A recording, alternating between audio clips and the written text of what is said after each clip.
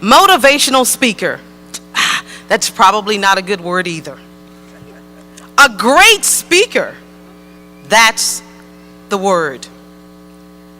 I am honored to introduce our next speaker, Senior Vice President of Human Resources of Owens Corning, Mr. Joseph C. High.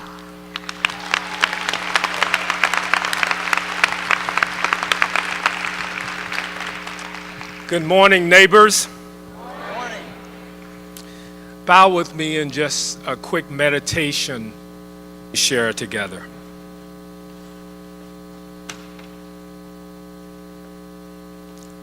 Lord, my words cannot compare to the power and potency of the life displayed through Dr. Martin Luther King Jr.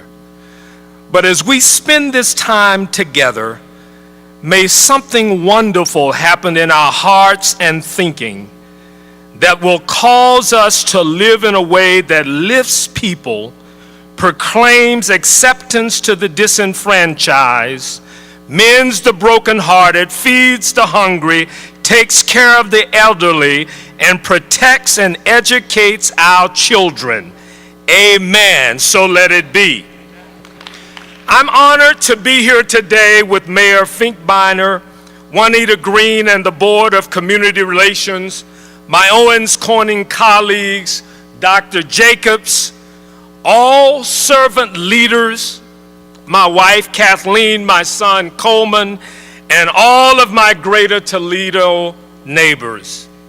Thank you for taking time to celebrate, pay tribute to, and extend the life and legacy of Dr. Martin Luther King Jr.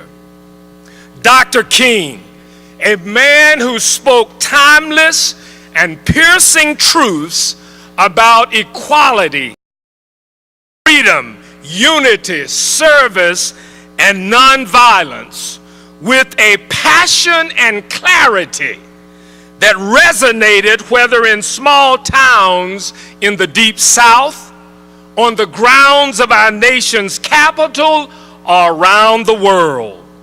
He knew how to love the least of us and the greatest of us, the educated and the uneducated, the churched and the unchurched, the child in Selma and the child in Calcutta.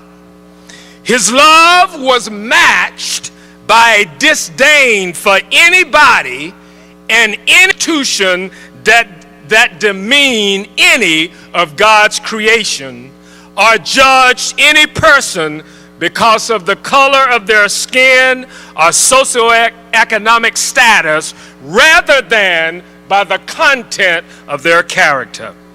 If we are to unite through diversity for a better tomorrow, we must increase our ability to see the whole person.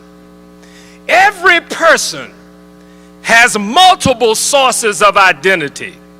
We tend to see only the ones we immediately identify with.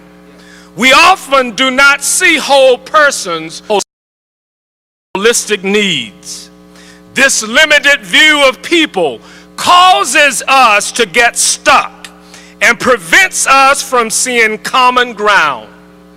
This limited view of people often prevents us from developing integrated, sustainable solutions to our desperate needs.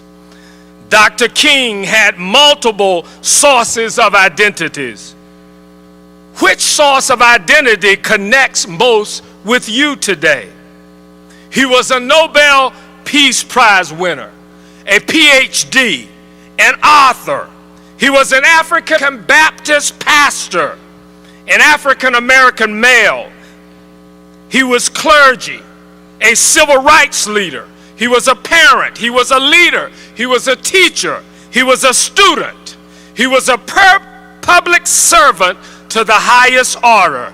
He was an American, and he was a good neighbor. Our sources of identity are opportunities for great friction and great possibility. Sometimes we dwell on the pain of friction and miss the power of possibility. Dr. King's calling was pastoral and for civil rights. His methods were provocative yet peaceful. He shook our society by his words, his conviction, and his lifestyle. He went toe to toe with the disgrace of discrimination, and he made a profound difference. His example still thunders through the souls of many of us, and it is his legacy that brings us here today to reflect on his dream and on our calling to move the dream forward and bring it to fruition. Dr. King was a marvelous storyteller. He knew how to share stories with power and relevance for all. He knew how to make the listeners become one with the characters. In his sermon entitled "A Knock at Midnight," he awakens our consciousness to the needs of people and the power of prayer and persistence. In the story, a neighbor goes to a neighbor in the middle of the night and asks for 3 loaves of bread to share with a friend who has just arrived at his house after a long journey. The neighbor responds by saying, "Don't bother me with your troubles. My front door is locked and my children and I have gone to bed. I simply cannot get up now and give you anything." Sound familiar? Our neighbors are asking for 3 loaves of bread, food, homes, spiritual and physical health. Our response is often 3 excuses. Don't bother me with your troubles. The door is locked and I am asleep. It's not my problem. The story makes it clear that the neighbor finally gets his bread, not simply because he was a neighbor or a friend, but because of his persistent asking and seeking. Inner consciousness, love, and a commitment to meet the needs of others were awakened. Now, that sermon was one of Jesus' parable to the Christian church and its obligation to address the problems of society. But we can take it to apply to all of us personally, as individuals, as citizens, as professionals, as members of the business community, at our synagogues and at our mosques. The sad truth is that here in Toledo and in our country, darkness and despair have befallen to many. It's midnight.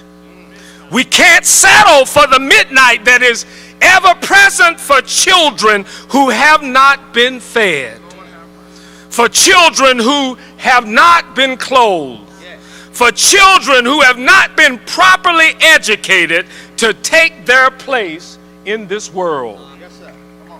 When we are persistent in exposing and addressing needs, our inner consciousness is awakened, and we are indeed reminded that we are caught in an inescapable network of mutuality, tied in a single garment of destiny. Indeed, whatever affects one directly affects all indirectly. But sadly, our single garment of destiny is frayed and it is unraveling. We can see right here in our own state that there is a yawning divide